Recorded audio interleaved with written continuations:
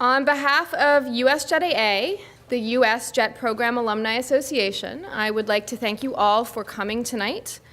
This is an event of the type we haven't had before, so I'm very excited that all of you are here. USJETAA, for those of you who don't know, is the National Alumni Association that serves the more than 30,000 American jet alumni of the Japan Exchange and Teaching Program, known as the JET Program. After living and working in Japan, JET alumni return home and go into a wide variety of fields, from education to international affairs, government, and business. JET alumni are particularly known in jobs in US-Japan relations and hold positions at nonprofits that support the relationship between our two countries. Many also leverage their aptitude for language and adaptability into careers at the State Department.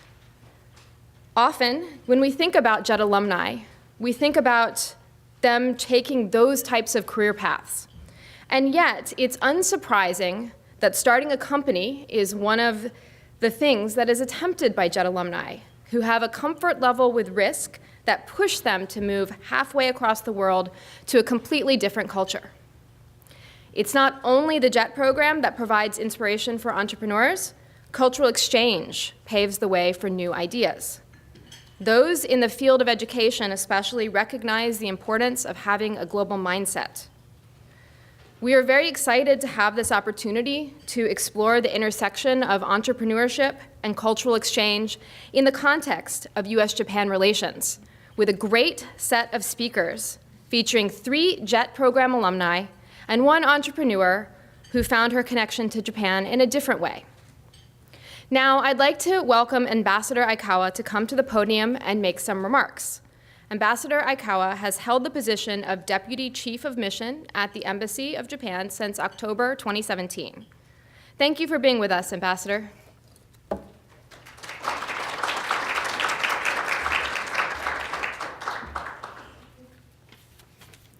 Well, thank you, Bahia.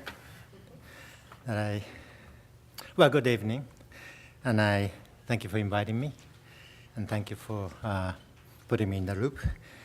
You know, as an embassy's representative, my job is to give publicity to what we see as a positive development in our bilateral relations.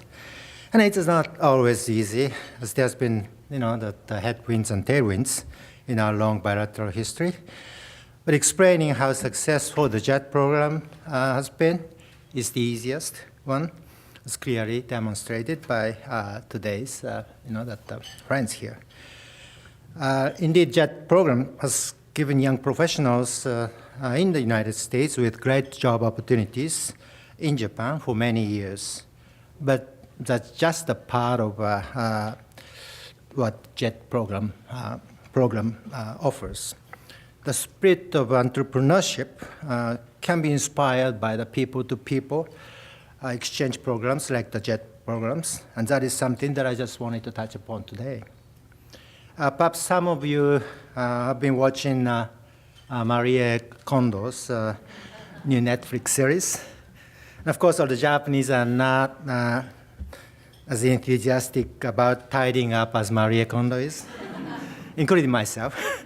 My mother and I, at a later stage in my life, my wife has always reminded me that I need to clean the room. But that's not the point here.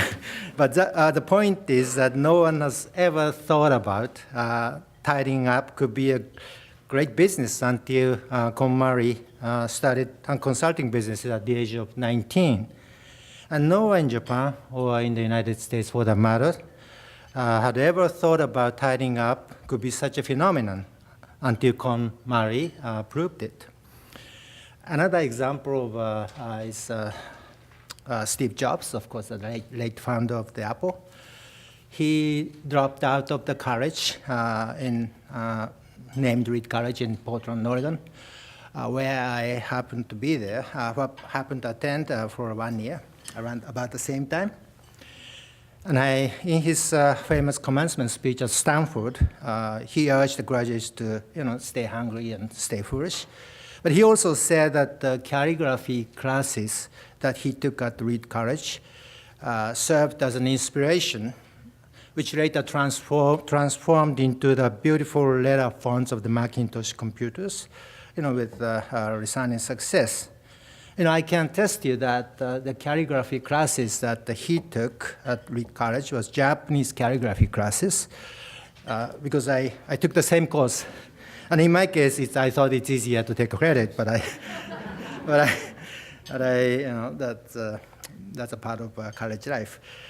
But that in addition, had Steve Jobs had been born 20 years later, he must have preoccupied and infatuated with emoji.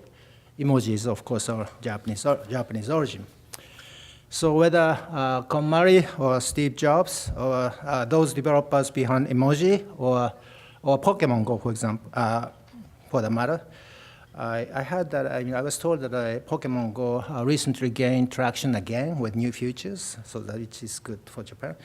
But my point is that the interaction with Japan has sparked their own entrepreneurial journey, and vice versa. And these sparks, what I believe the JET programs can help bring to you. And what the insurance speakers, Ms. Aiyana Mathews, Ms. Jennifer Jakubowski, Ms. Shanthi Shoji, and Ms. Sally Schwartz will hopefully share with us tonight. So last but not least, let me express my appreciation to Ms. Bahia Simon Lane and her staff at the USJETAA Alumni Association for their hard work, without which this event would not be possible. And I am also grateful to Ms. Elizabeth Brailsford, the Chief Operating Officer at the World Affairs Council of America, for the moderating role, and all the speakers that I mentioned in the ensuing discussion. So with that, thank you very much for joining us, and thank you very much for your friendship also.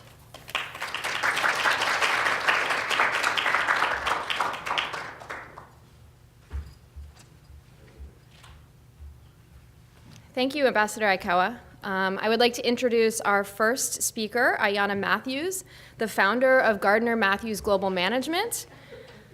Aiyana Victoria Mathews is a business development and global travel consultant. She has an adventurous spirit and that adventurous spirit has led to her knowledge of foreign languages and business acumen. She was a JET in Miyagi Prefecture from 2007 to 2010. And now I invite her up to the podium to tell us about her organization.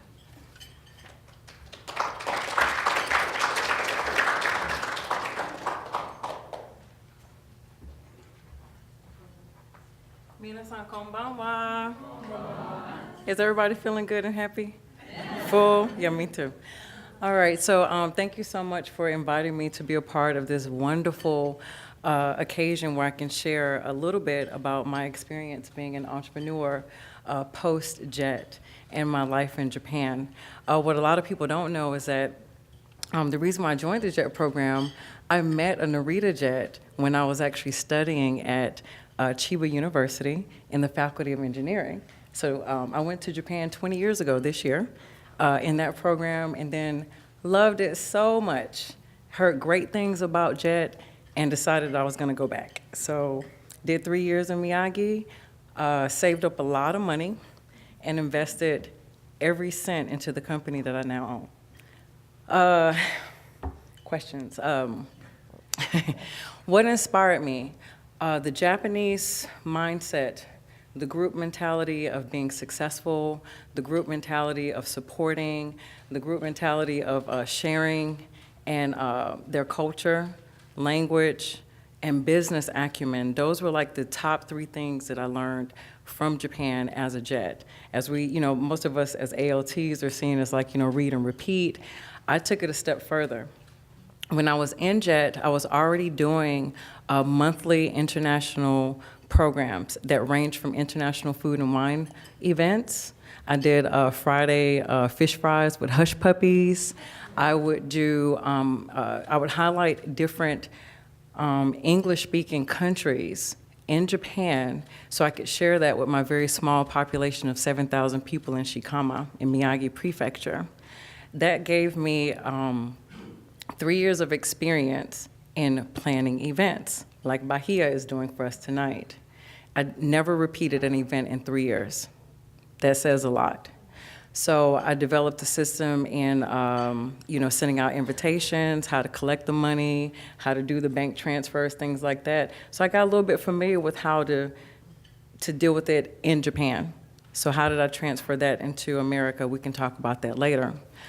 How I started the business, which is Gardner-Mathews, it launched as Gardner-Mathews Travel Concierge. So the idea was to showcase Japanese festivals from an American standpoint, invite them to Japan and say, hey, this is a way that you can go to this really foreign place that's really, really far away.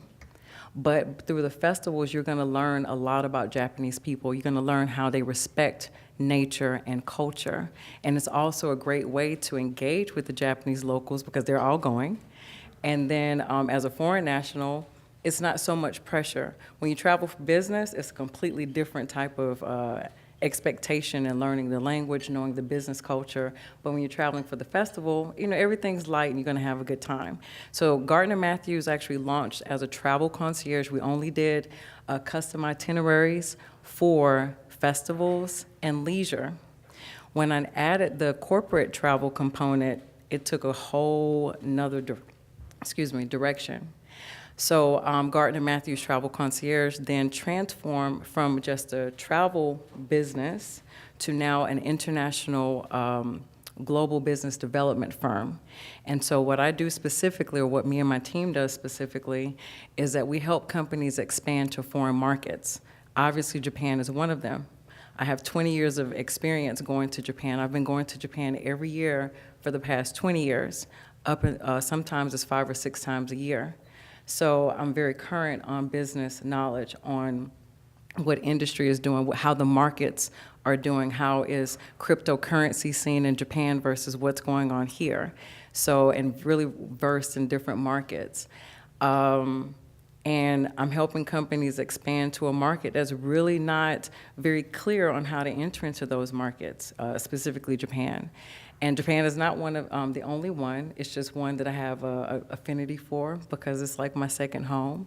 And a lot of people do want to go to Japan. A lot of organizations or companies want to establish their businesses in Japan. And so what I had to do was to determine what business sectors are prevalent in the southeastern region, because that's where I live, and what would do very well in Japan. And so it was determined that aerospace, aviation, technology as it relates to artificial intelligence and virtual reality, medical, only biopharmaceutical. There are a lot of biopharmaceutical companies that are looking for licensing partnerships. So I help put those companies together. And of course, hospitality and tourism.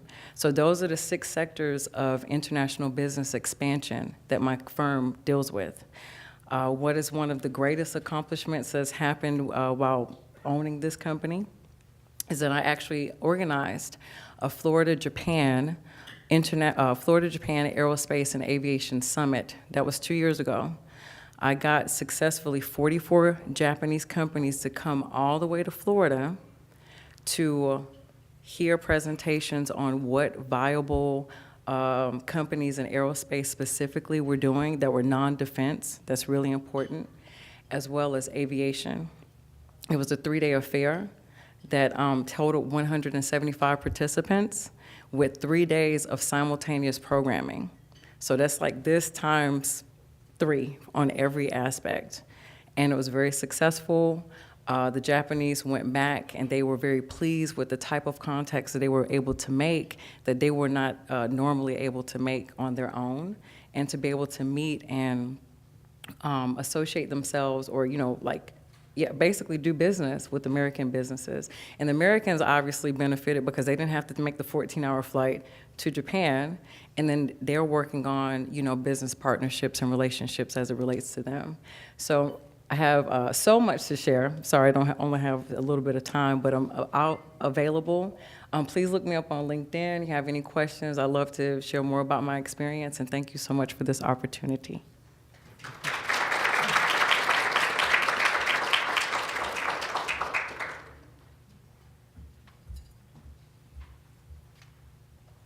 Thank you, Aiyana. That was really interesting. I had no idea how your company had morphed from a travel concierge into what you're doing now. I think that was really fascinating.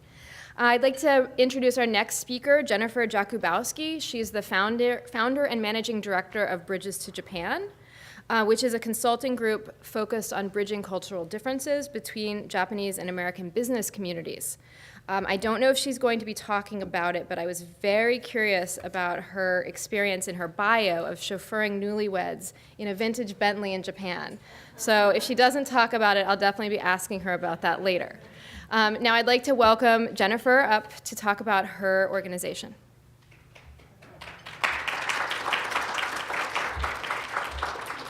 That's the only thing I'm going to talk about.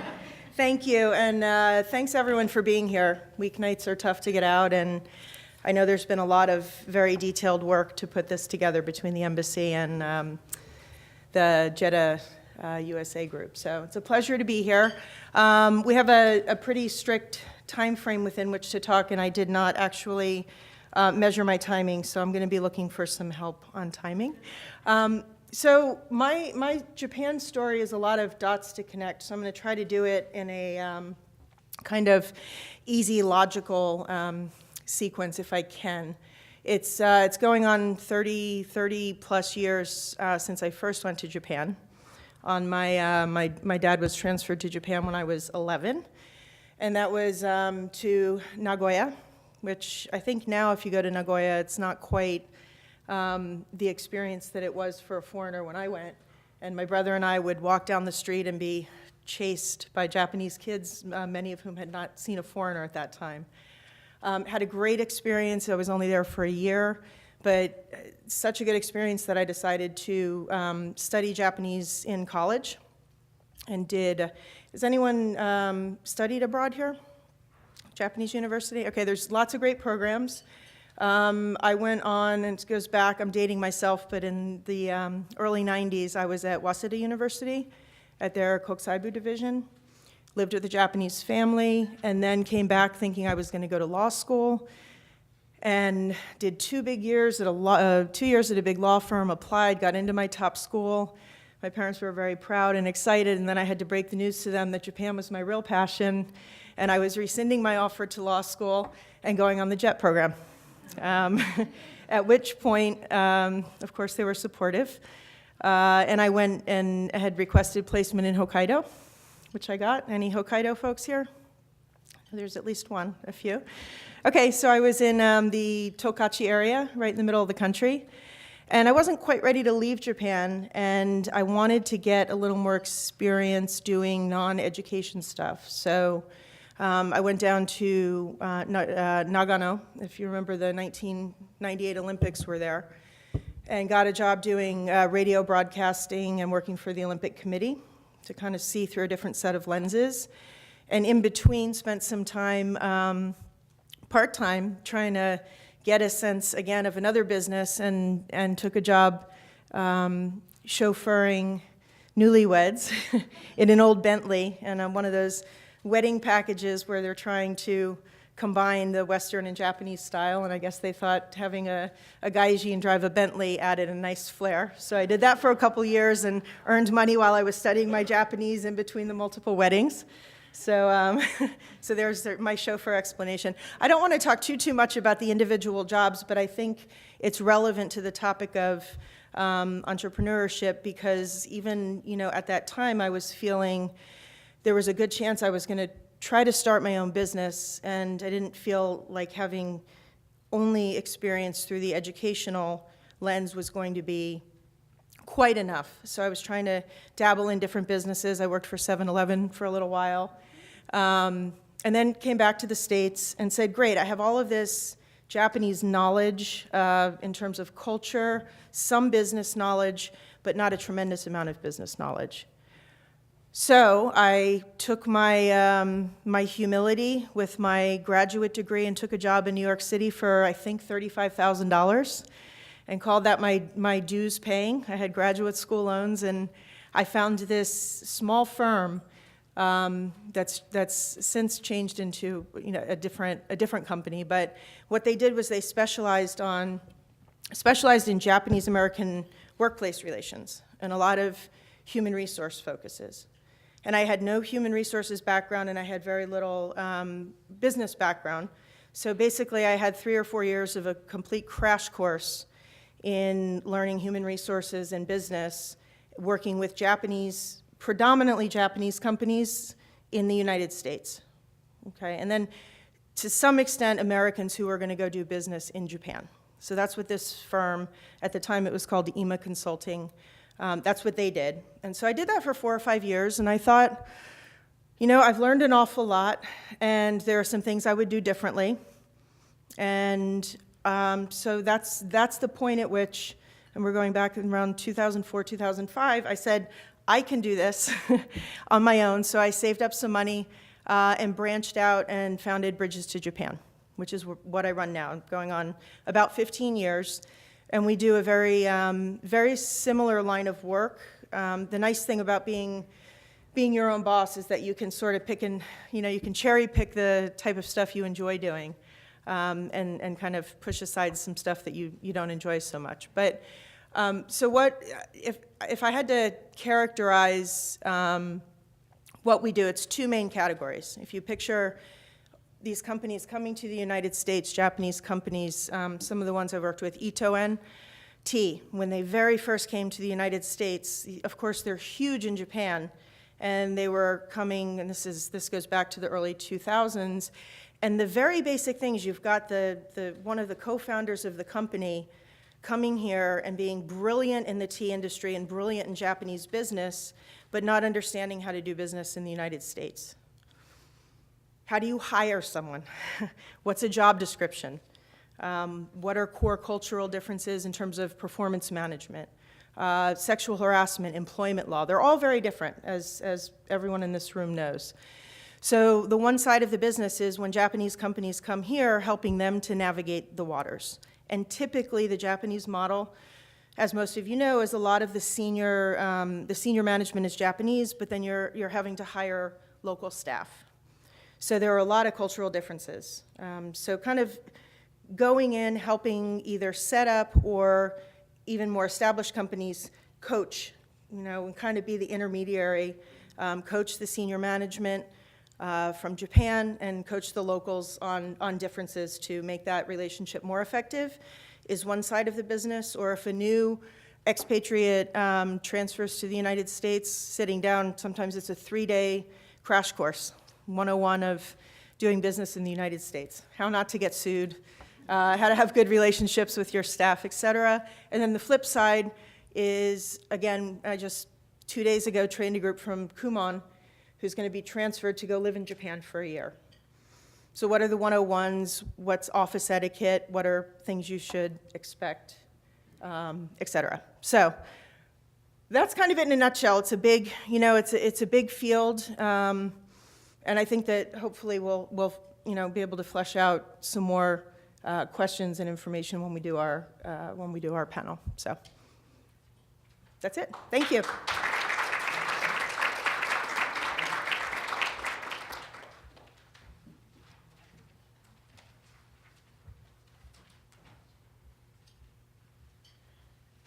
Thank you, Jennifer. I am looking forward to hearing more about those cultural differences between Japanese businesses and American businesses during the panel. I'd like to introduce our next speaker, Shanthi Shoji. She's the co-founder and vice president of Kizuna Across Cultures, which is an organization that aims to promote students' global awareness and communicative competence in foreign language through its unique virtual, cultural, and language exchange program, Global Classmates. I will let Shanti tell you more about it, but I also would like to mention that she was a JET alumni, she was a JET participant and teacher in Kagawa Prefecture from 2002 to 2004. Shanti, would you like to come to the podium?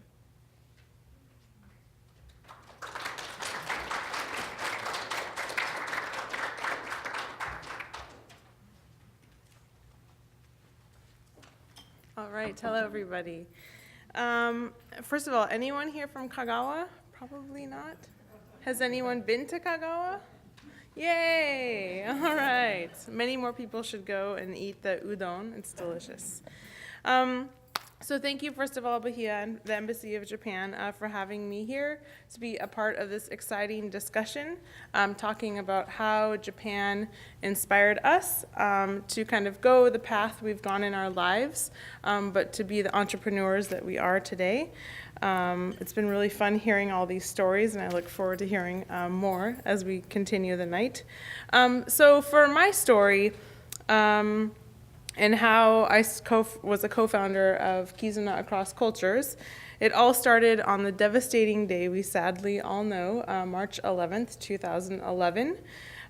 So inspired by the earthquake there in Tohoku, myself, a few other JET alums, and some Japanese here in Washington, D.C., we established Kizuna Across Cultures. And really we had a fierce desire to support those students in Tohoku who had been through the disaster. And all of us had in some form donated money, or we had our own fundraiser, but we wanted to do more. Our heart was there, and we felt kind of helpless. So we really wanted to create meaningful impact, and we put our heads together to decide how we could do that. So there were dinners held, emails were being passed around about, can we meet up at this time? Someone offered their workspace after hours that we could go meet at. And, we would just meet and brainstorm. We were very much in go mode. We had a lot of passion. So what we did with that is we came up with a concept that would achieve our goal of providing hope to the youth in Tohoku.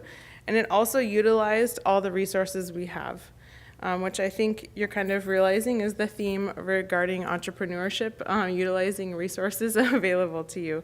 But for example, we had a free online platform we could use. We didn't have a lot of money collectively, so free was great. We had a JET alum who was a Japanese language teacher, so shout out, he's not here, but Schwartz sensei from Langley High School in Virginia.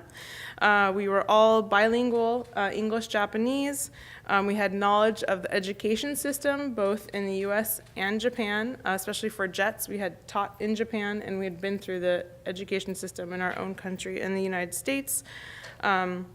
We had the network, the US-Japan network that we had developed here over the years in Washington, D.C., and we brought our collective skills to the table. One was an educator. I was the international exchange practitioner.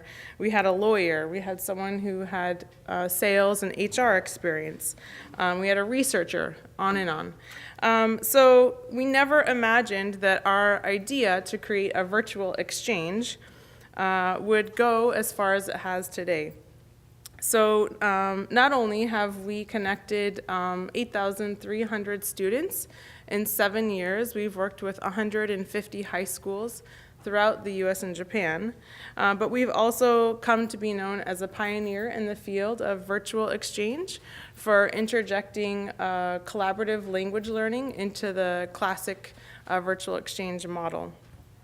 So in addition to the virtual exchange, due to the success of that, 2 years ago on our 5th anniversary, we launched Global Classmates Summit, which is an in-person exchange. So I participated in exchanges before. I think many of you here have as well, and understand the importance of actually going to another place and physically meeting with other people. So we wanted to kind of incorporate that into our program as well. So we bring 12 students from 6 from the US and Japan who had just participated on the virtual exchange to Washington, D.C. for a 10-day in-person exchange. And this is really, we aim to foster bonds between these prominent youth and have them become leaders in the US-Japan field. And a lot of people here in the room, both organizations or the Embassy of Japan as well, and JETs have helped out so much to help us really create the programs we have. So thank you to everybody who's here, which is another big key to being an entrepreneur, using the community that you have. So actually, our program, both of these, due to generous funders we have, such as US Japan Foundation out of New York, The U.S. Embassy in Tokyo has been a huge supporter of us, and the SNR Foundation here in Washington, D.C. We're able to offer our program to students for both virtual and in-person free of charge. It's completely grant covered. And due to the low cost of I'm speaking Japanese. The low-cost implementation of using online sources, we can really serve a diverse group of students. So while we started to assist those in Tohoku, we now work throughout the U.S. and Japan, but always have a presence in Tohoku as well. And, you know, our program, I think one thing that we're really proud of is, one, that we could connect so many students. But also, not that we just connected them, but the program is really impactful. It really has transformative change. So, as an example, roughly 90% of our students from last year's program, where 1,700 students participated in the virtual exchange, so roughly 90% now have an increased knowledge about each other's cultures. They have more motivation to communicate in either English or Japanese, what they're studying. And they have a further desire to seek international experiences, so they're more interested in study abroad, for example. So it's kind of the pipeline to begin students to get more interested in U.S. and Japan relations. So kind of just real briefly about our program. Without visuals, it might be a little bit hard to understand, but I think most people here either use or have seen Facebook. So the platform we use is a bit like Facebook, but it's security enabled, so we can use it at schools. But students write in both English and Japanese to their partner students in the other countries. So we connect a class in the US studying Japanese with a class in Japan studying English. And for 6 months, they share messages with one another. We do omiyage exchange, or like a gift exchange. And we have a video koshien, or a video competition we do. So we really try and engage these students as many ways as possible, despite it being virtual. So that's it on kind of my journey and what I'm doing. But thank you again to really so many of you in this room. I have 2 of our interns, our senpai in the back here, actually here today, who support our program as well. So really there's a really big community that helps support this program. So thank you so much.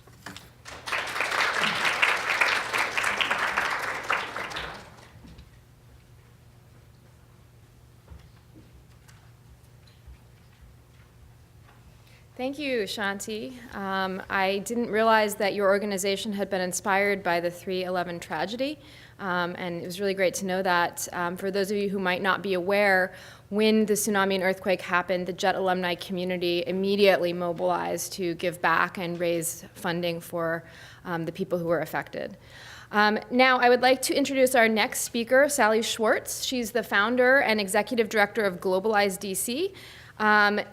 Globalize DC is a DC-based nonprofit that works to leverage the unique, globally focused resources of the nation's capital and expand access for DC public school students to global education, language learning, and study abroad. Sally is our one speaker who is not a JET alumni, and I'm sure she's going to bring a different perspective as to how her organization is related to Japan. Thank you. Please.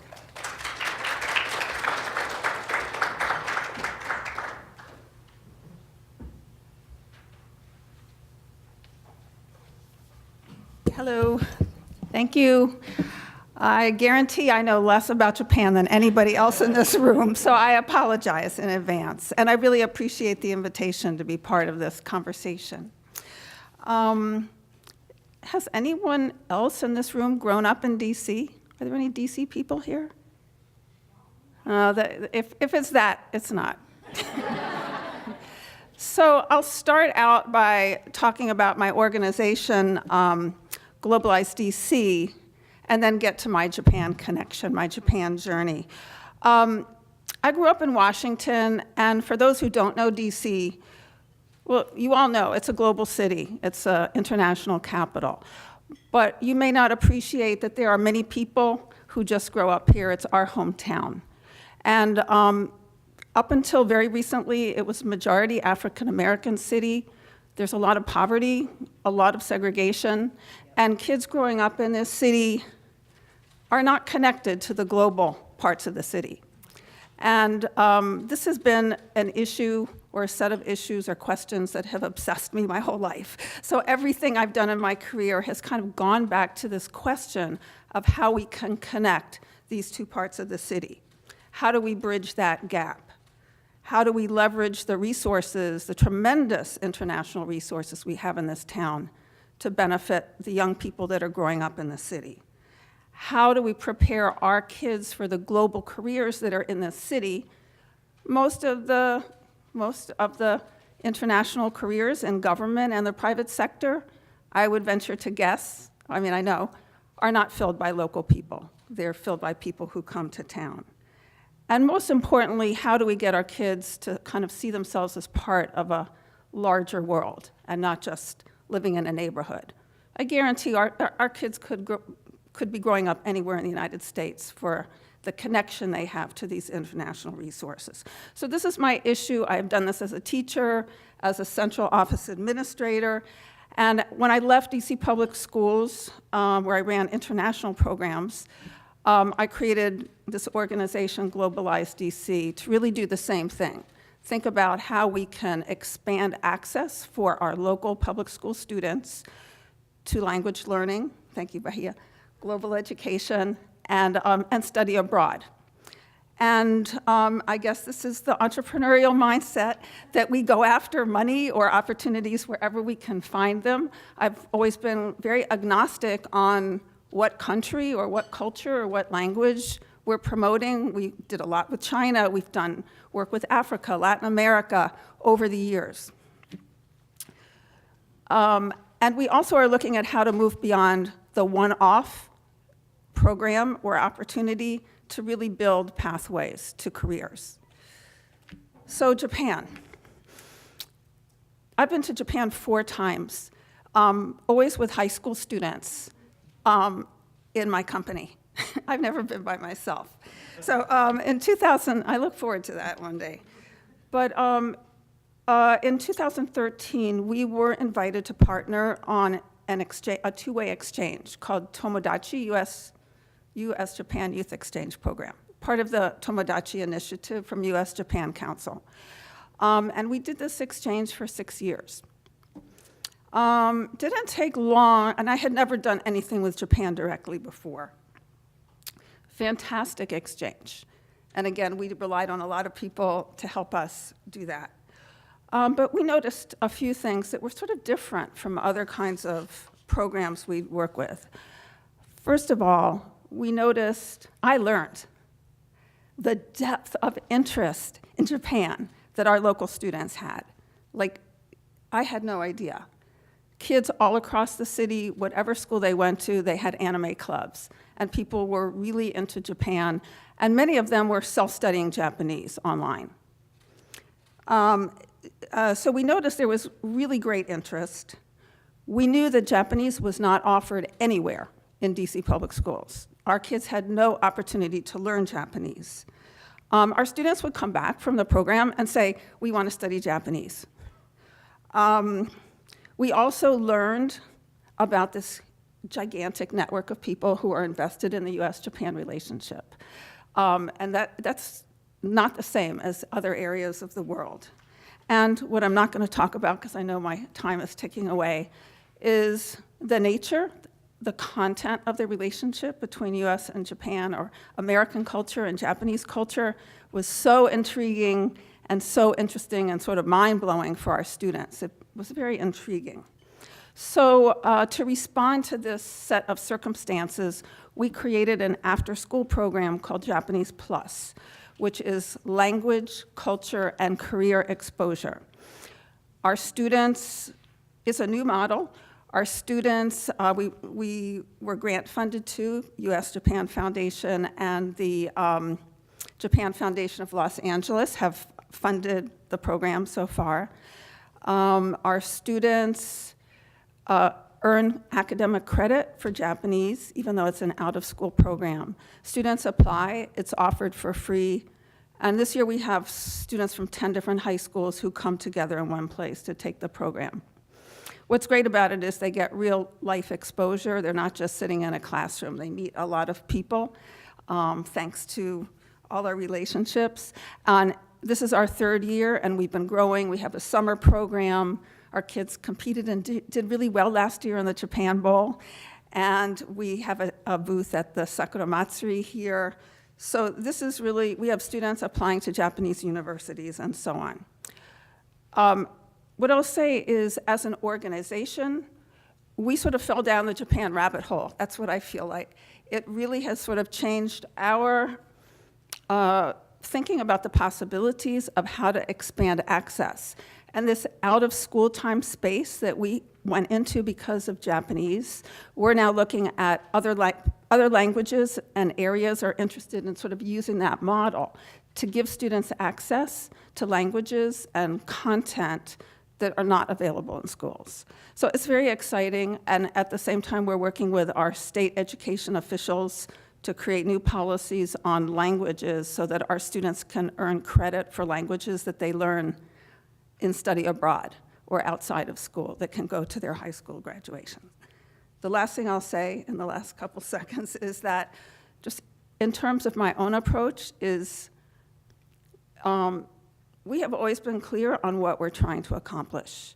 How we have done it has changed, is constantly changing. We're always looking at the best way to make something happen and being opportunistic and looking at what opportunities come our way and opportunities to really do our work. That's really the key to, I think, the work that many of us do. So thank you very much. I look forward to the conversation. Thank you for indulging me again. I didn't teach.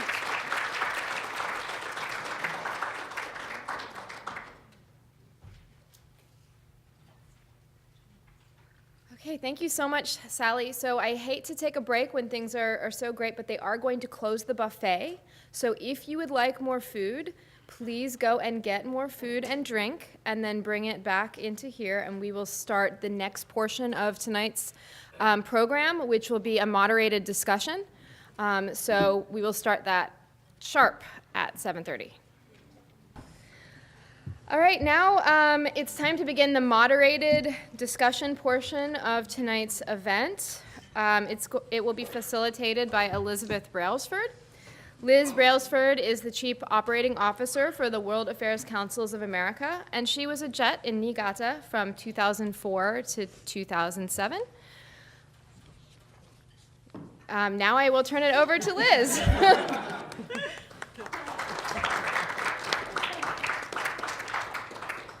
Thank you for that kind introduction.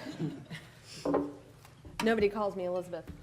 Call me Liz. My mother calls me Elizabeth. So, hello, good evening. Thank you so much for coming. I'm happy to be here. And I think that we should just put our hands together one more time for these amazing women.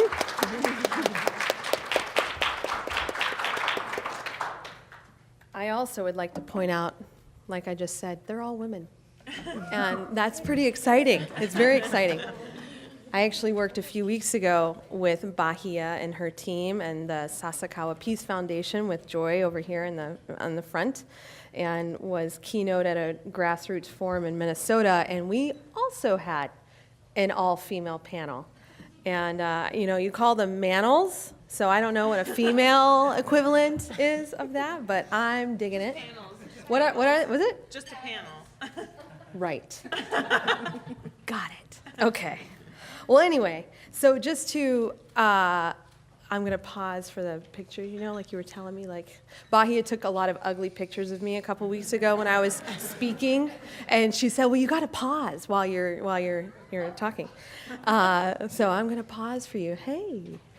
Anyway, so just a few takeaways from what I heard these fabulous ladies talking about is that Japan, living overseas in the JET program, has the ability to transform lives in a major way. I know it did for me. And also that to be an entrepreneur, it seems like the common thread with the four of you, there's a sense of adventure and a sense of confidence and the ability to adapt. And I think in terms of technology and ideas and culture and political relationships, you have to be able to adapt to all of that. Also, using your resources, whether that's people or your whatever that may be, to use that. And then also that there's a lot of people-to-people exchange involved in what all of you are doing, either on the business side, two of you, or on the business side, two of you seem to be more on the educational children side. But then also that there's a strong feeling of, I can do this. And that sense of confidence. And I think none of you would be where you are today if you didn't have that sense of, yeah, I believe in myself. I can do this. I'm having this big sense of guilt that my back is towards the ambassador, but I want to face the ladies. I'm sorry. But anyway, I want to get to the questions because you didn't come to hear me talk. There is a lot of discussion about the importance of having an entrepreneurial, I always mess that up, mindset. What does that mindset mean to you? And what are the impacts of having this type of mindset? And Aiyana, let's start with you, and I want to go down, have all of you answer this one and just go down the row. Okay. Put you on the spot. Yeah, well, it's fine. It's already bright over here. So I'm having an entrepreneurial mindset. I'm messing that word up too, but it's okay. Yeah, I always Can't do. you guys hear me? No? Okay. So first of all, all of us have participated in the JET program, so there's already that sense of adventure and tenacity. I don't like to use the word adventure, and I hate the word wanderlust. A lot of us are very specific, and we are very keen on what it is and our objective and approach for our future, especially when you start talking about making money. Nobody wants to come back from Japan broke, living at home. Some of us do have to do that, but there is a certain amount of time. So as far as, yes, having that confidence, I mean, we are Gaikokujin, and we have lived in Japan. We already stood out. So the first level of that sense of, I don't want to say insecurity, but being in an environment where you already stood out and you still had to be fabulous, you still had to be beautiful. We're all women. People are looking at us all the time like, like that. So, so coming back, already having 1, 3, or 5 years experience in that type of bubble, yeah, you are strong. You are strong. And so you pair that with what it is that you want to do. So, and what does it take to be a successful entrepreneur? There is no 9 to 5, and I've been reading in a lot of blogs this, idea of separating, shutting off, digitally shutting off, not answering emails, not answering phone calls. When you're starting a business, that is all what you do. You beg for the phone to ring because you want it to be a future client, you want it to be a resource, you want it to be somebody that's returning one of your calls for a request that you made. And so having that drive to, I need to work all the time, that has to be there. That is the foundation of building your business. And you can't be too afraid to ask questions, but not to everybody. So publicly posting on social media, hey, I need help with my web. No, you need to be very calculated in to whom you ask, how you ask the question, and if it's something that you can do for them to make it worthwhile for them to help you. So that would be my advice or answer to the question. Mm-hmm. Thank you. And let's just roll on down. What she said. You can't take my answer. Honestly, she hit on a lot of the key points. I think if I were to put my finger on the 3 that I feel most strongly about, one is you have absolutely positively got to have a comfort level with taking risks. I think entrepreneurs who have been at it for a while realize that in the end, if they've kept with it, that the reward outweighs the uncertainties and the risks typically.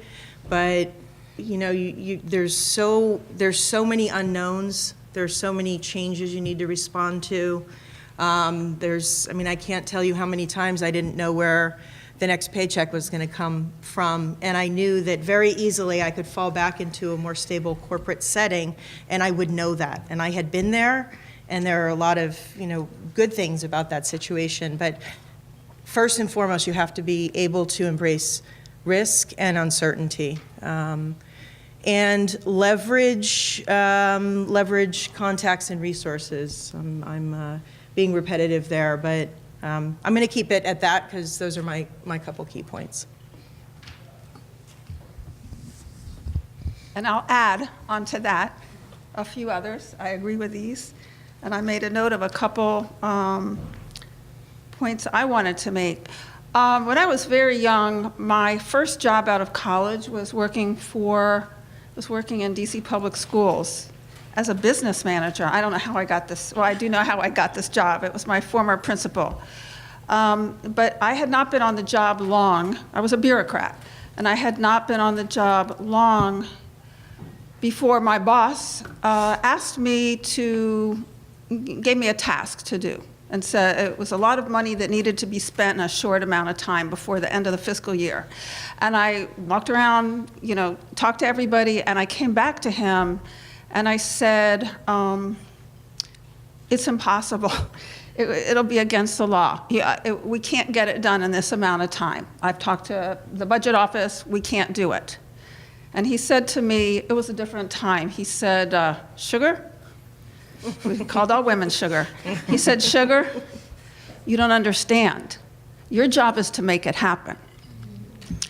And that has really stuck with me, of all things, that it's not okay to say it doesn't work. It's to sort of find the way to make things work.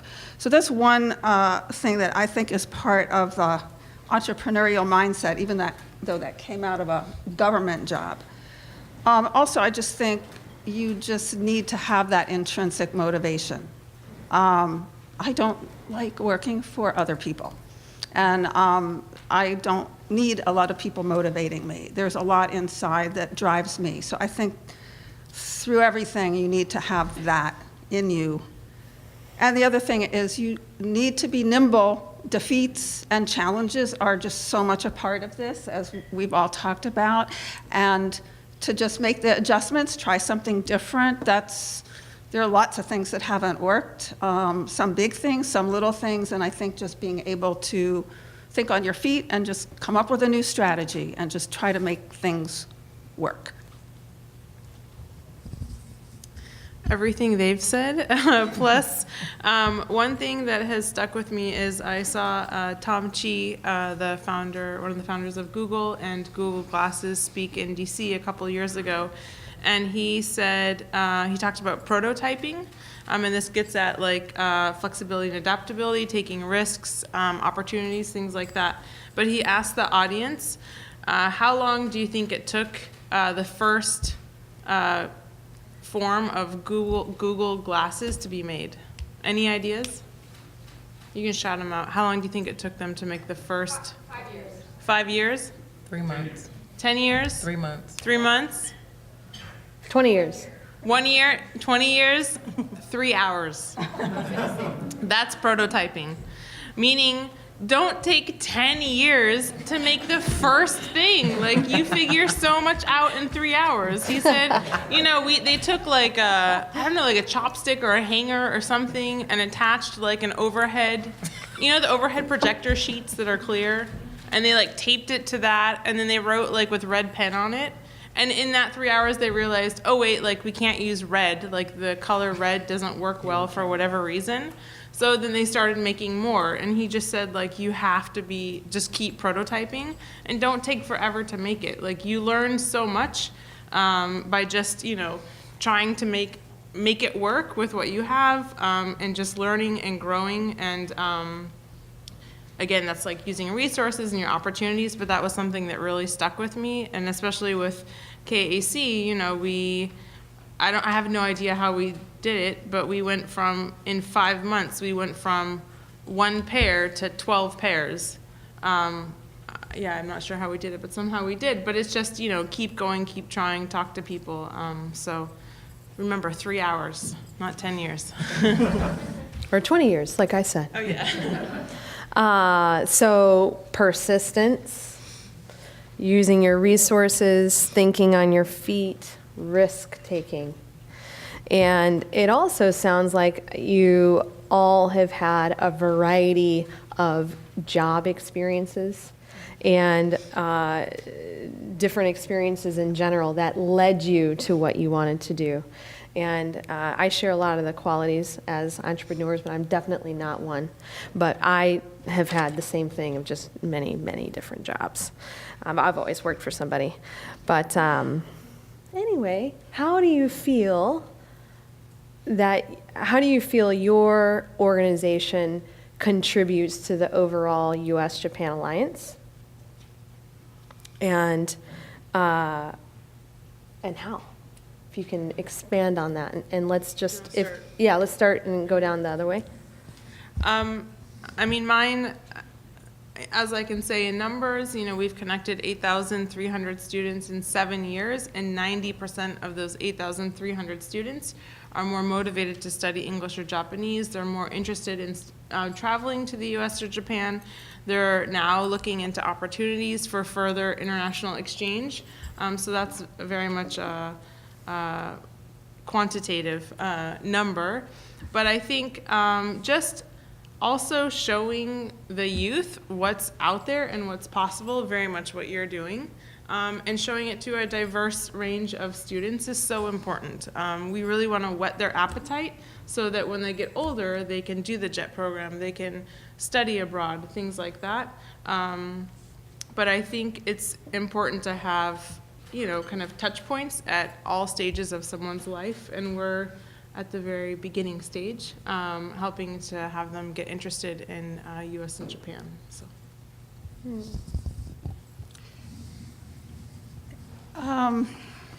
We don't have the numbers yet. We're small. But I think that, look, our students are, what you call the underrepresented students. These are students, most of our students are diverse, African American, Latino, Asian American, who this whole Japan world and the pathway to potential careers or college, study abroad, would not otherwise be available to them, sort of helping create that pathway for them. We feel like, it's life transforming. We know we are making a difference, and these students are really so fantastic. I know people have met them, that they themselves can make a difference in US-Japan relations. I would also say on the other side, because of the exchanges that we've done, this is one of the big battles of my life. A lot of times urban public school systems are left out of these kinds of exchanges because parents don't have the resources to pay for trips abroad and that kind of thing. And I think the more we can be inclusive, the better it is for Japan in understanding the global world and the diversity in it and the richness of the exchanges between the Japanese students and our students, I think are just evidence of what can come out of these interactions. So I think the more diversity in exchanges, we need to be intentional about how that happens, but I feel like that's our little niche that we work on. In terms of bridges to Japan, I think, we're thinking primarily on the business community level, where we're trying to improve the quality of the work experience when Japanese and Americans are working together. There's an awful lot of stress associated with international transfers.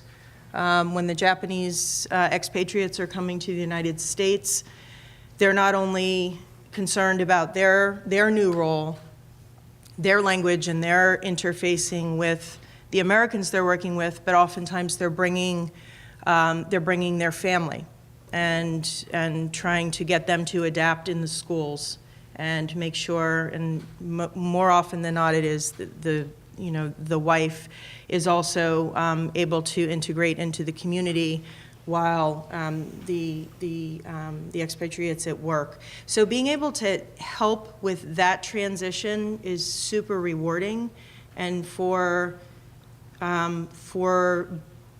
in particular the Japanese community to know that when they come, they have assistance and care and attention to integrating and hopefully having a great experience here, and being less stressed about how do I come here and deal with all these crazy Americans. And they have a good work experience, hopefully, with what we help provide, and then go back to Japan and have had a more positive experience. And on the flip side, and a number of people have been there, when you're going to transfer from, let's say, the United States and you're living in Japan for the first time or anywhere, the unknown, and trying to help people navigate and feel a little bit better that, look, this is going to be okay. Here's some basic tools to get you started, and then you're going to take wings. You're going to have your own set of wings. So I think from kind of both sides and integrating those groups together in the workplace to make it just a better quality of experience. Never mind the business benefit that people, the bottom line of a business is impacted, but in terms of the actual quality of life experience, I think that's what drives me even more than the bottom line. So. Right, so my firm, Gardner-Mathews Global Management, helps facilitate the U.S. and Japan relations is by being a continuous business partner with not only manufacturing or corporate America or corporate Japan, but also with the nonprofits.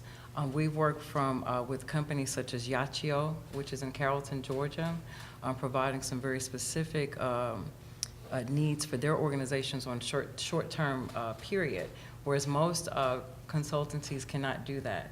We're very flexible in the fact that we're able to bend a little bit and adhere to what the project requirements are, as opposed to a set business model. It's like going to McDonald's saying, hey, I don't want a Big Mac, I really want a Ruth Chris steak. It's not happening.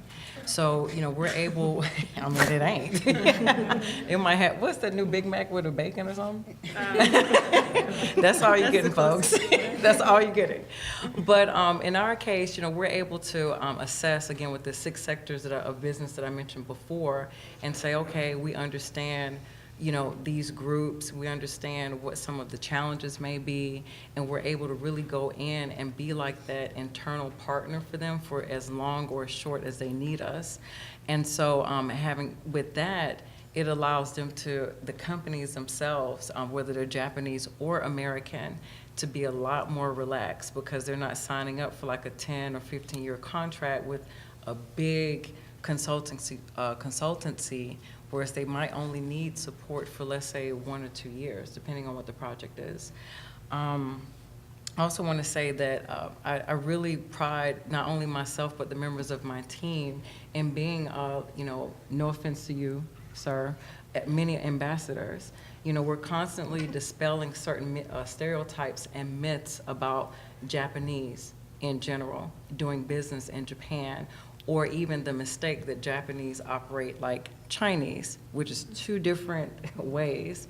So we're constantly going in and not, beating somebody upside the head saying, hey, dummy, what are you talking about? It's a completely different country. They don't know, especially if they've never been there, especially if they don't know someone that's close to them that can continually say, it's different, it's different. But we sit down and we're like, this is how it's done over here. And a lot of people are afraid. They're afraid to lose money. I'm afraid to lose $1 down the street. So let alone, you're talking about making a serious investment into an overseas market. So how do you make somebody comfortable enough to go enter into a market that they have no idea as a corporation, set up shop, hire locals that speak a language that they don't speak, and hire your own nationals to go to that country, whether it's coming from Japan to America or from America going to Japan. So we do a lot of that, I think counseling, so to speak, to make them comfortable.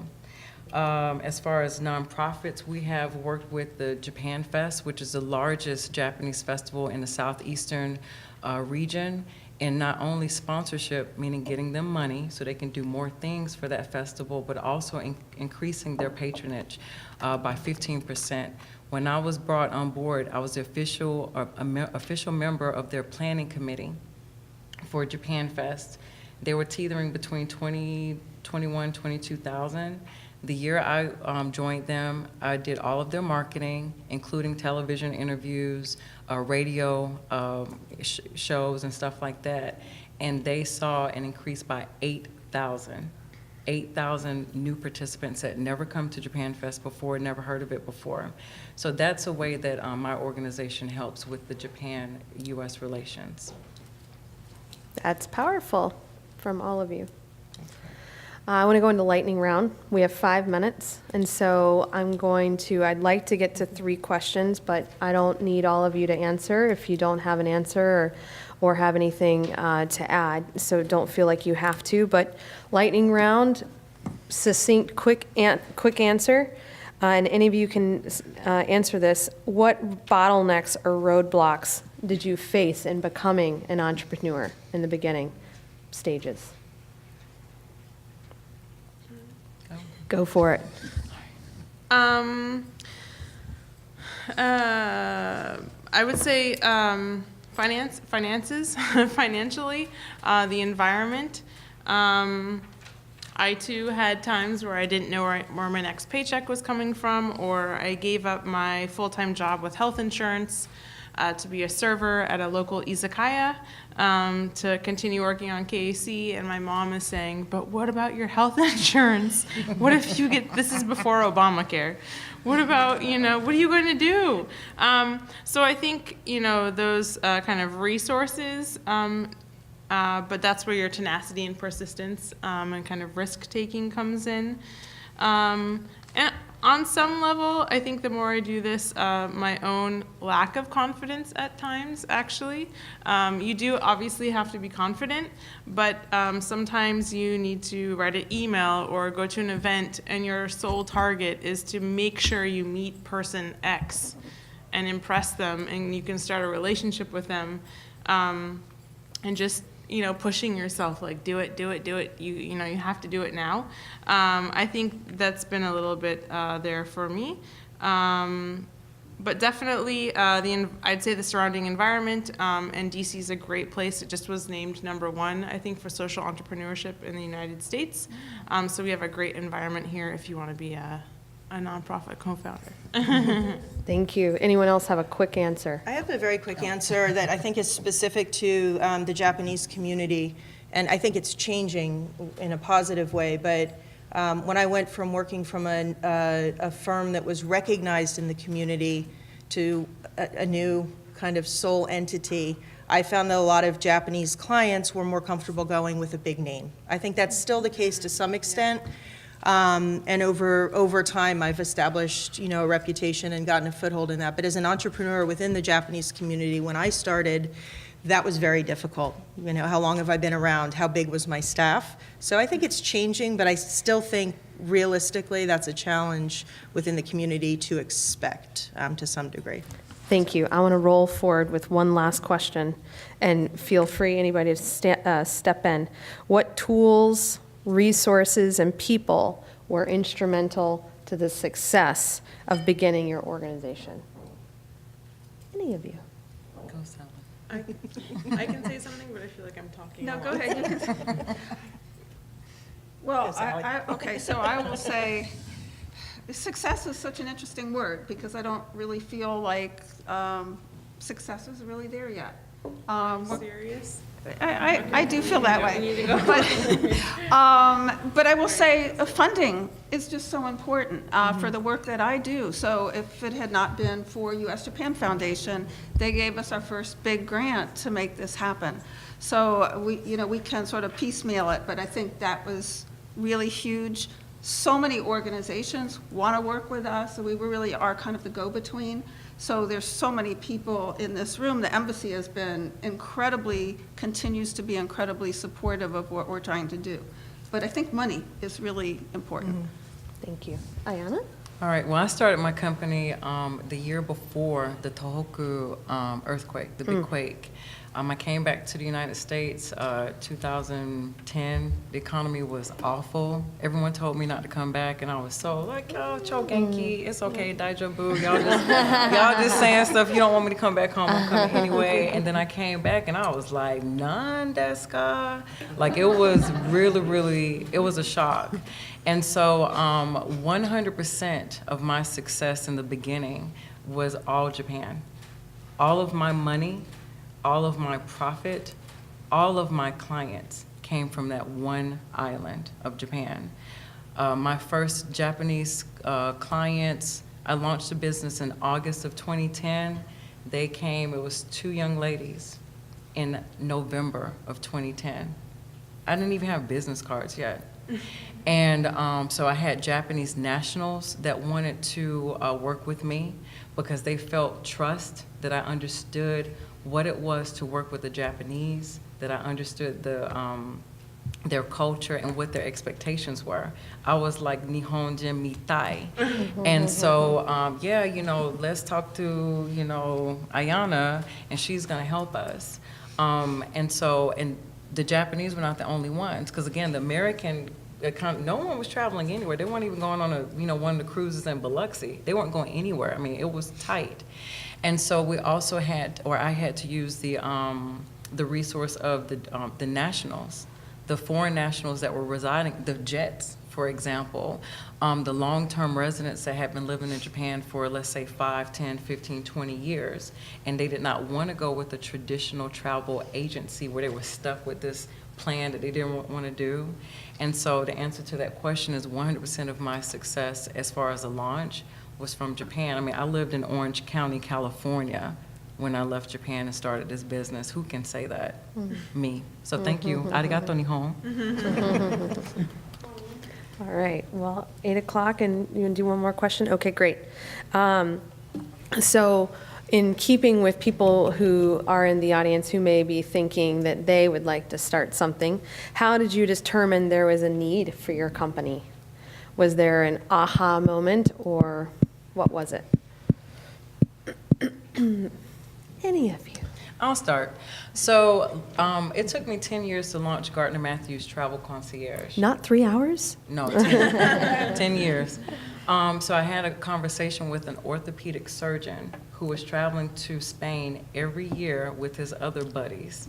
And they were just purchasing tickets at the last minute, making last-minute hotel reservations, and going to Spain and just literally going to the Tomatillo, the tomato throwing festival. And I said, oh, you know, doctor, I'm not going to say his name because we're being recorded. You know, how do you like Spain? You know, he'd been going at that time when I met him for 4 years. 4 years. He says, you know what, Jana, I'm going to be upfront with you. We never get a chance to see Spain because he's an orthopedic surgeon. And at the time we had Frommer's, I'm dating myself, that Frommer's book as a resource in Lonely Planet. There was no Expedia and Kayak and all this other stuff. There wasn't, I mean, you know, he didn't know about whatever the equivalent is for JNBT or whatever. But needless to say, he'd been going to Spain with his friends that, you know, they had the disposable income, and he had never even had Spanish wine. He'd never had gazpacho. I said, how is this possible? I mean, it's like you just took a flight, but you didn't go anywhere. So he says, wouldn't it be interesting if there was a company that could do these personalized things? So I took that approach. And like I said, sat on it for, you know, a little bit, then not 3 hours, sorry. I had other things going on, but that was the idea. That was my aha, like who is doing travel that's highlighting festivals around the world? And somebody tell me if there's because I haven't found one today. You will go online, there's a company called 500 Fest or something like that, and they're a resource, but they will not help you with the logistical planning. And that's the problem that most of us need. Now, fast forward to the business component. So who's doing that for companies? You might be a CPA specializing in accounting, or you might be a PR or marketing firm, but who's doing all of that for you? Nobody. So. You are. Yeah. Yeah. Oh, yeah, me. Thank you. Watashi. Awesome. Who else? I mean, I can go, but I think ours is, because of the earthquake, we wanted to do something, and it just came from a need of wanting to connect students in Tohoku, and through kind of prototyping and just trying things over and over again, we realized no one was doing virtual exchange that included collaborative language learning, and we actually came upon that because of the need, because when we thought, let's connect Japanese high school students with American high school students, the Jets in the room were like, yeah, but their English isn't so great in Japan, so the students in the US need to know some Japanese, and then, okay, let's connect with students studying Japanese. So it was just brainstorming and prototyping that came up with it. But I think, a lot of it comes from conversations or just things that happen in the world, seeing opportunities and kind of running with it. Yeah. Yes, please. Okay, here's another way to look at it. I already told you what my aha moment was in terms of getting into the Japan space. We just saw the demand and the need. But for creating Globalize DC, the reality is that I was working in the public school system doing what I thought was fantastic work, and I got a new boss who didn't believe in global education. And so essentially said, I won't name this person's name, but we're not going to do this. And so I had a choice to either stay and do something else or take it out. And so sometimes these aha moments, these sort of decision points are pushed on you. So I felt like I didn't really have, I mean, I had a choice, but for me, I had to leave and was forced to build something from outside. So that's a little different from sort of choosing to get into this. It's a different take, though. Well, it's interesting. And look where you are. Yeah. Jennifer, anything to add? Well, I refrained from answering because I didn't really have an aha moment aside from saying I can do this. I knew there was a need. I had worked for firms that had been providing these services, so the aha was not anything more than me feeling like I wanted to try to do it on my own. One thing I do want to add that's related, and I know we've made a few jokes about what Shanti said on the 3-hour prototype. What I would add to that on the flip side, going back to the original question of the entrepreneurial mindset, is that you'd be amazed how many really successful people, Thomas Edison's of the world, the Bill Gates, you name it, if you go and read, and I don't have the fact sheet in front of me, but how long and how many failures there were before these companies succeeded. So I would add that to the original question, just to circle back, is you've got to be prepared for failure. Expect any new business is going to, on average, take 2 years to gain some traction. And it's those 2 years you just have to keep believing in yourself and plan smartly and not give up, which also means you need to choose something you really believe in, because if you don't, you're not going to make it through. Some companies get lucky and sprout right away, but most of them don't. So keep that in mind, and you're going to trip 100 times before you start running. So anyway. That's a great point. Like I said, my career has traveled public, nonprofit, and private sectors, and I've done a little of everything, including business development. I do a little bit of that now, but did a lot of that back in my private sector days. And you're right that relationships can take more than a year, often. 2 years, and so those fruits take a long time, so keep that in mind. But I think, do we have the mics ready? All right, the lovely mic ladies, and we are going to move to Q&A, so just raise your hand and we'll bring a mic to you, and please feel free to ask these ladies anything. Got it. I'm on it. Thank you. Rachel, taking initiative. Yes. Thank you so much for the panel and for being here. My name is Rachel Reed. I'm the current president of the JET Alumni Association of Washington, D.C. And I also work for a nonprofit called Cultural Vistas. We do international exchange programming. I'm in program development, and I would love to hear from you, what is your dream initiative, the next thing you would do within your organization if funding wasn't a question? Your next step. Yes. Any of you answer any of these questions that come up? Maybe I shouldn't. It's not actually about my nonprofit, but I have a really great idea for jets that I really would love to launch. And since we're at a jet event, so in Japan right now, the revitalization of the local areas is a big thing for Prime Minister Abe, and who knows about local areas in Japan? Jets. So there's jets on the, I was a jet in 2002 and 2004, so I can tell you all the spots back then. But for example, of the 4 schools I taught at, 3 are no longer. So there's jets who are there now, who know all the local things, and then there's all of us jet alums who are in different areas of our career and have leverage with business or our skills.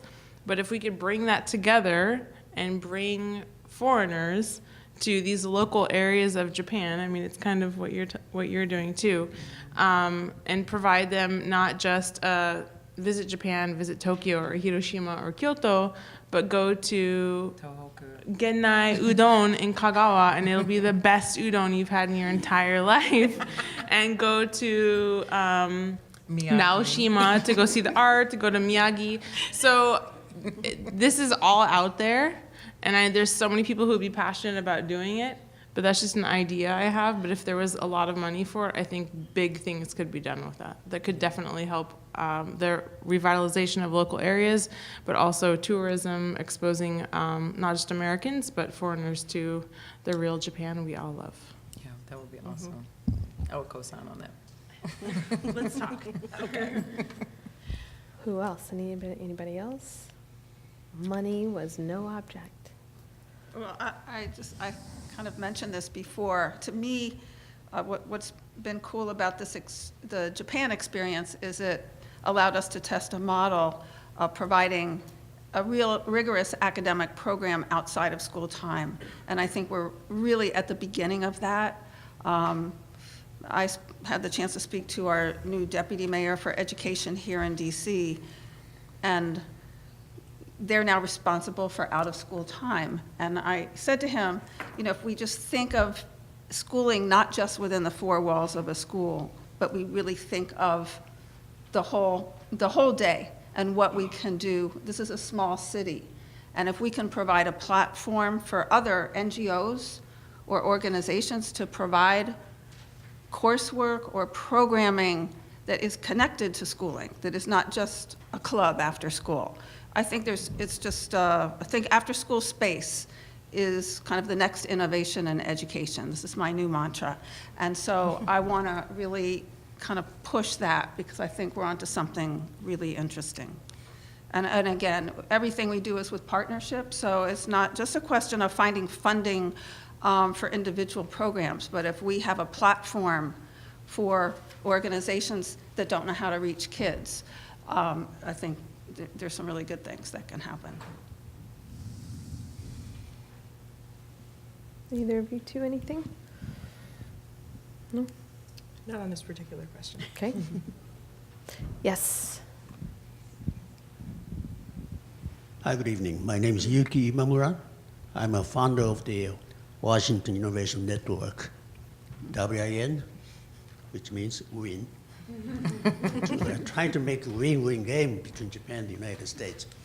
But I have tons of questions and comments, including why you don't have any male panelists. Come on up. They were here last year. Yeah. The first, I congratulate JET Alumni Association having this kind of very interesting, unique naming inspired by Japan. But I have a question on this. Okay, what happened to inspired by Japanese? So having said that, I'll ask any panelist, did you meet or were you inspired by any Japanese, not Japan as a country, but the individual. If you have somebody, can just share your story. The second is, let me see, yeah. The second panelist mentioned a little bit, because entrepreneurs have experienced the change of present times and hardships. If you have any stories which are very hardship, but you just, went beyond that and being successful. Thank you. I'll start on this one. So I had mentioned earlier that my first experience in Japan was as a young child, and I was at an international school, but one of my best friends at the time was a young Japanese girl. So I think I credit my relationship with her largely to my ongoing interest and motivation to continue to study and build a career.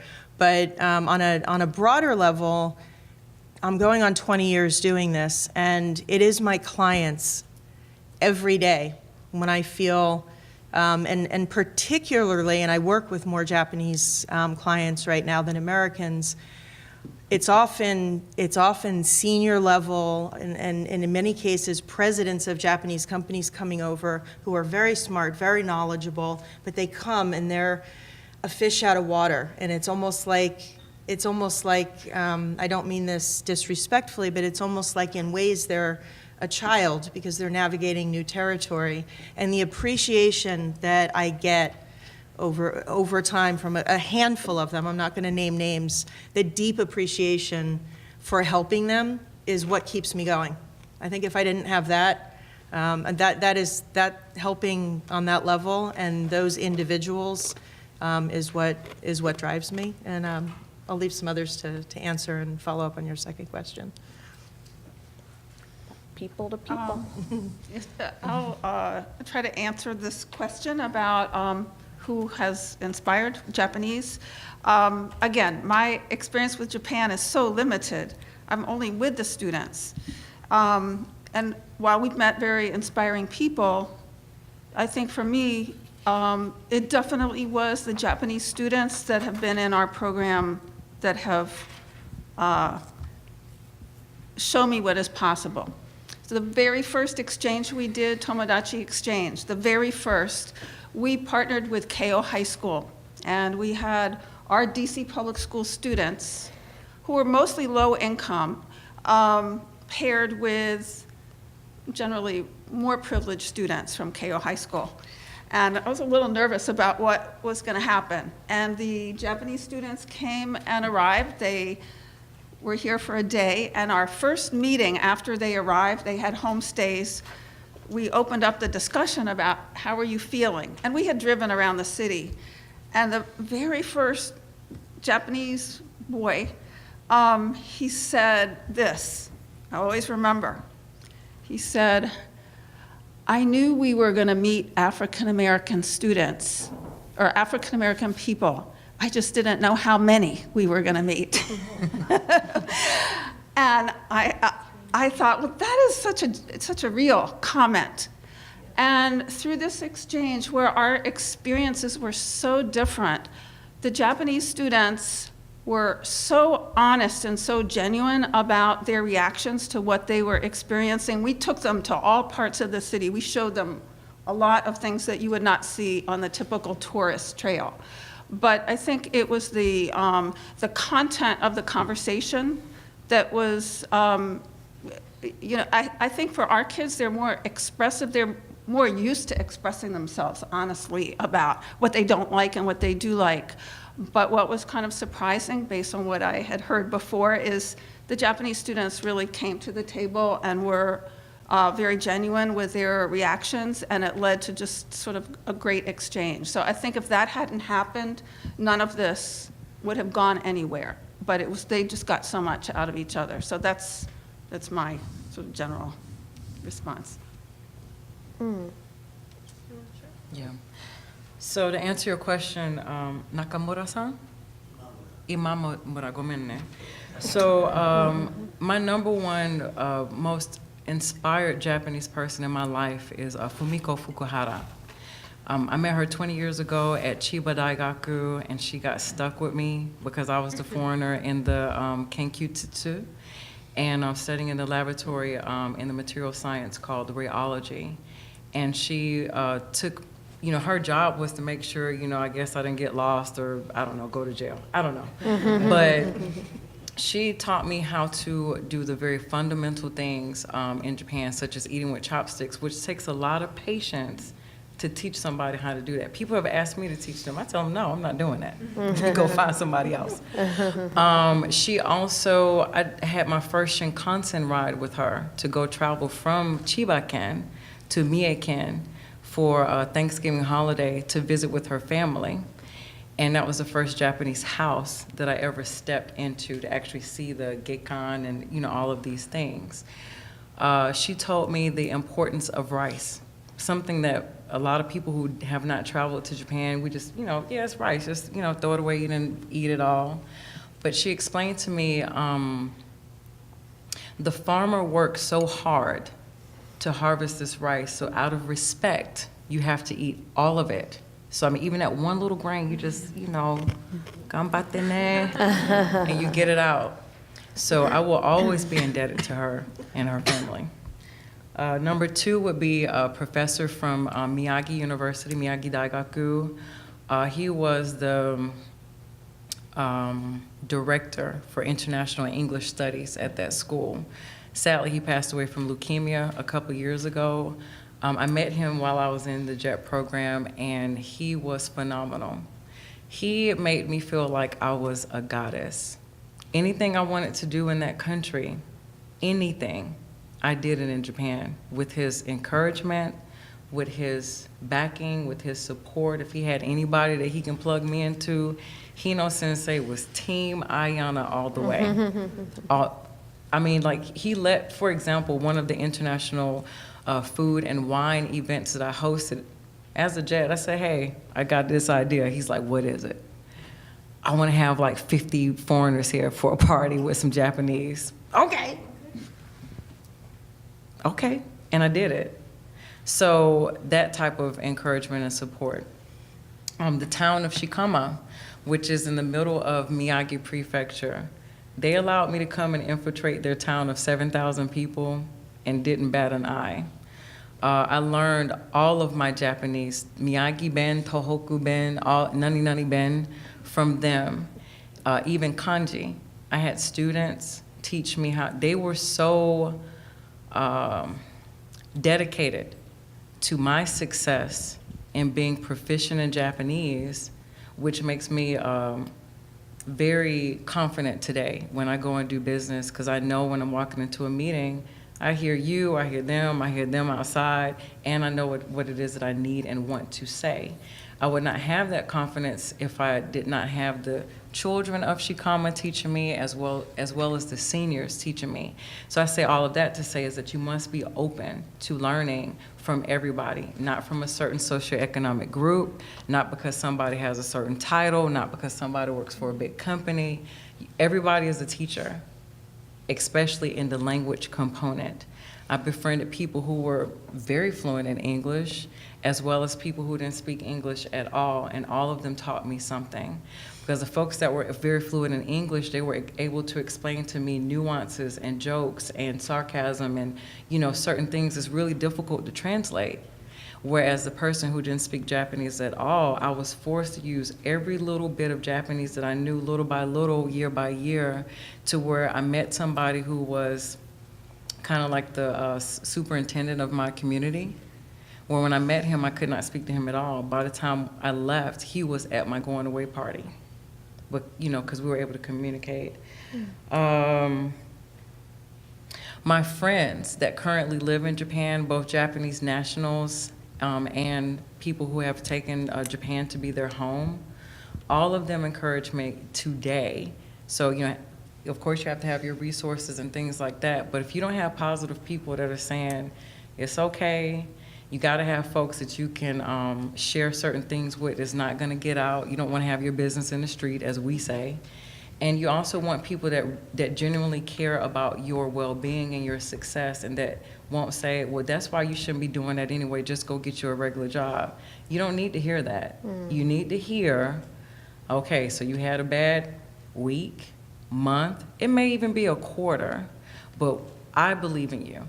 I know you can do it. You're the only person that can do what you're doing, Aiyana, or Jennifer, Sally, Shanti. You're the only person that can do that, Anna. And you know that you are. I mean, especially if it's a unique business that you've launched.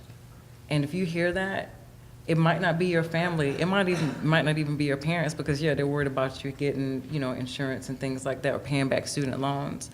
But those people that I met throughout my time in Japan have been like true cheerleaders and encouraged me, both Japanese and foreign nationals that live in Japan. So I hope that answered your question, sir, and thank you for listening. That's a good question. Who else? What else? More, yes. Eric. Hi, good evening. Eric from Florida International University, and representing our whole 5-person FIU table from Yay! all 4 of you so deeply care about the U.S.-Japan relationship that it almost fades into the background that half of you are running businesses and half of you are running nonprofit organizations. So I would simply invite further comment on the differences between those 2 modes and the decision to go one route or the other, different responsibilities to the 2 communities, et cetera, between those. That's a good question. Well, I have a little bit of insight into that question because I, at one point, attempted to start a nonprofit as an entrepreneur, and I have tremendous respect for people working in the nonprofit field, specifically for the funding side of it. I really struggled with that. I'm not a salesperson. I think I'm very good at what I do.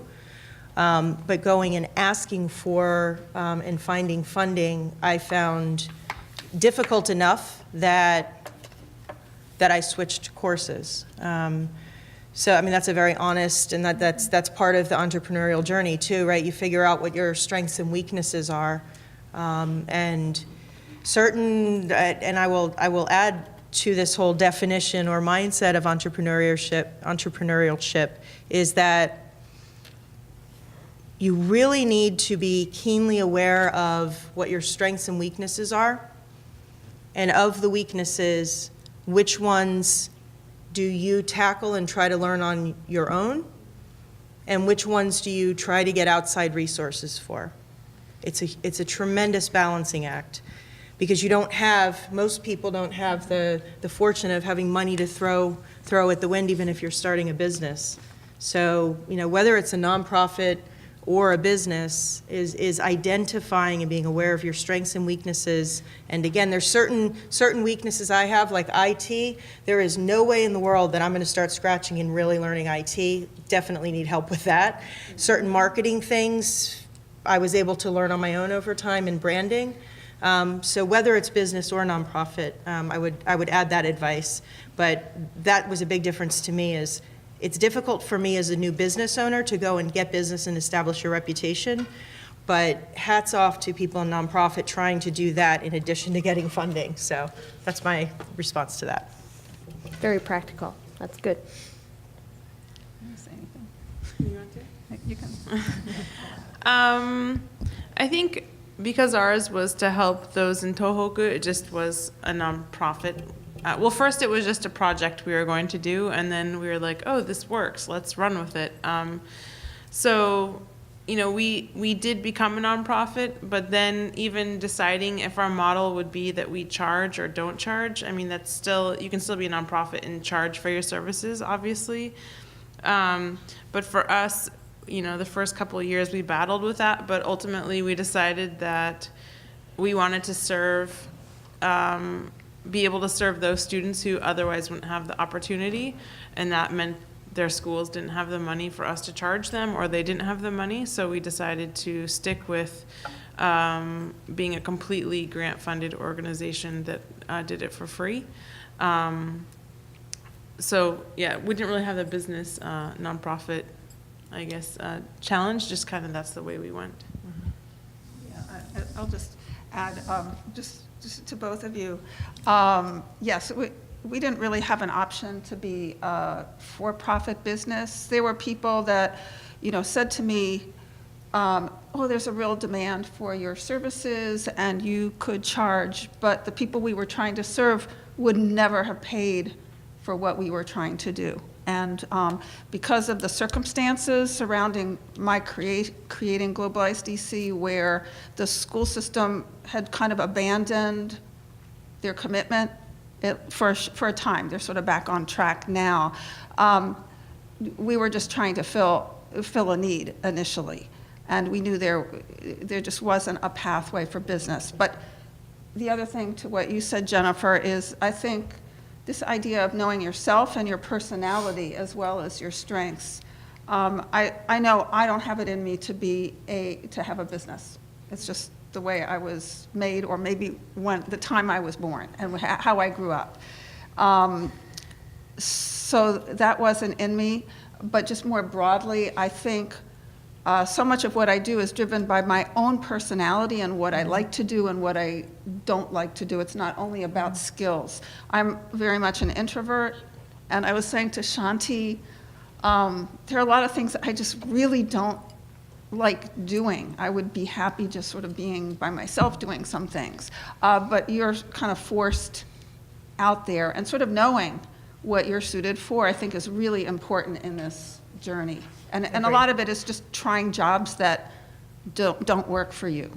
And I just always believe that if it doesn't work, go to the next thing. Yeah.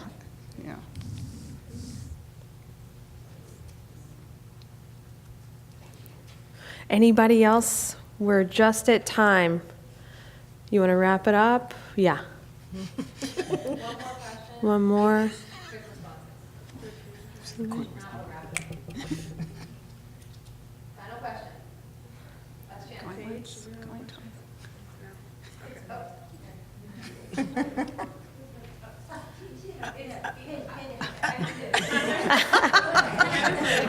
Shanti. All right.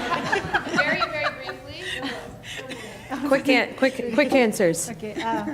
Hello, everybody. My name is Mine Sasaguri. By accident, I started a nonprofit organization last year. It's called Study Japanese at Arlington. That is totally volunteer-based. We have no income. We just got a grant or some donations. But to help anybody who wants to study Japanese with the community's help as volunteers. Anyway, my question is, I learned so many things from everybody, and thank you very much for this opportunity. My question is, so for the future, what's your dream for the future? Just little comments from everybody. One what's your dream? sentence. What will be your dream about One your sentence. organization?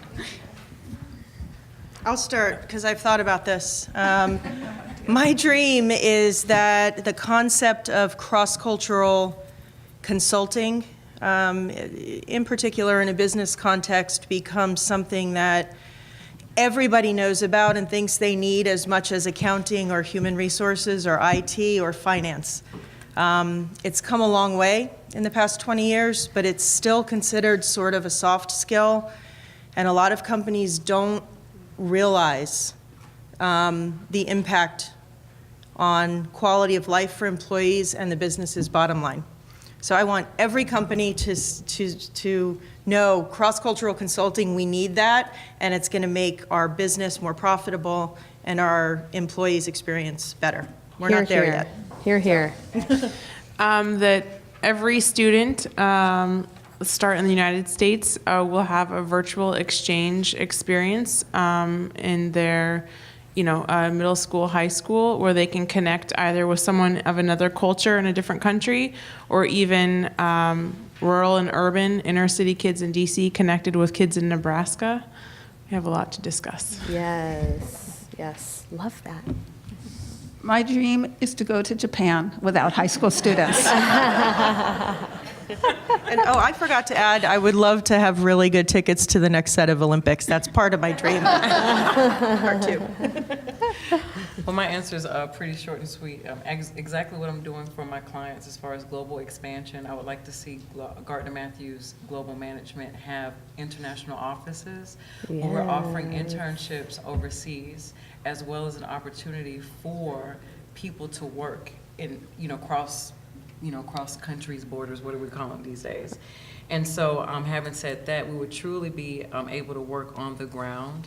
Kind of free me up from traveling all the time. I mean, for business, I can do it more so for leisure, which is how I started traveling in the first place. I never took a job that required me to travel more than 50% of the time, because I never wanted to be in a position where, because I would hear salespeople say, oh, I loved it when I first got this job. I was in a different city every week, and then they come out their face and they're saying, I hate traveling. I never want to say that.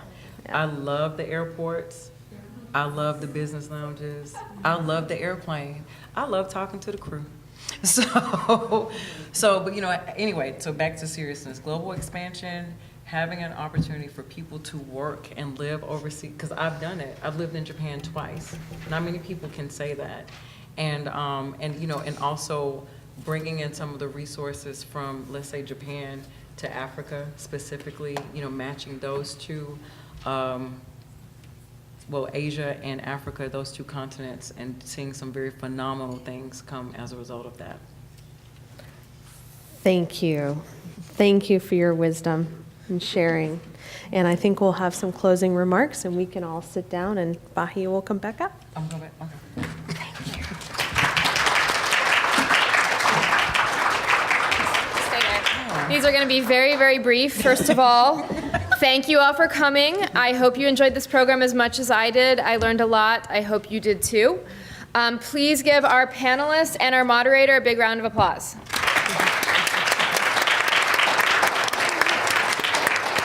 If you still have some questions for the panelists, they will be available. You can talk to them one-on-one. I hope you will do so. I really encourage it. The bar will also be open until 9:30, so if you would still like to grab some drinks, use any drink tickets you have left. Drinks are also available for purchase. Anyway, Paige distracted me. I hope that you'll use this time as an opportunity to mingle and get to know the other people in the room. If you're interested in learning more about the JET program, the JET program coordinators will be out there. They're in the back table. Hi. They'll be available at the table with the big JET banner. Feel free to talk to them. Thank you all for coming.